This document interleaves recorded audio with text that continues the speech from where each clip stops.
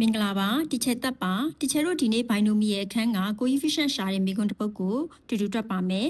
Find the coefficient of x power 20 in the expansion of 2 minus x the whole power 25 ပါဒီမိကွန်းမှာပေးထားတဲ့ index ကအရန်ကြီးနေပါတယ်အဲ့ဒါကြောင့်တီချာ general term ကိုစသုံးပါမယ် NCR a power n minus r b power r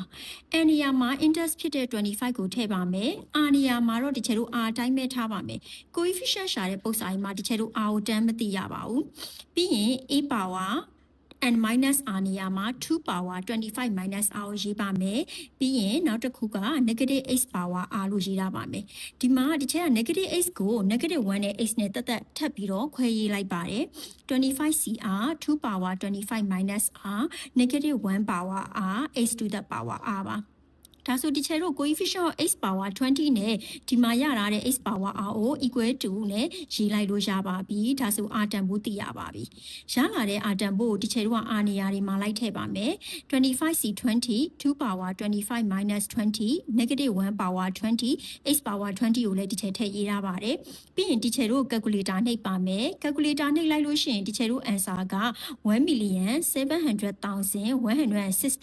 x power 20ရပါတယ်ဒါပေမဲ့အဖြေမှာကဒီချေတို့က x power 20ထည့်ရေး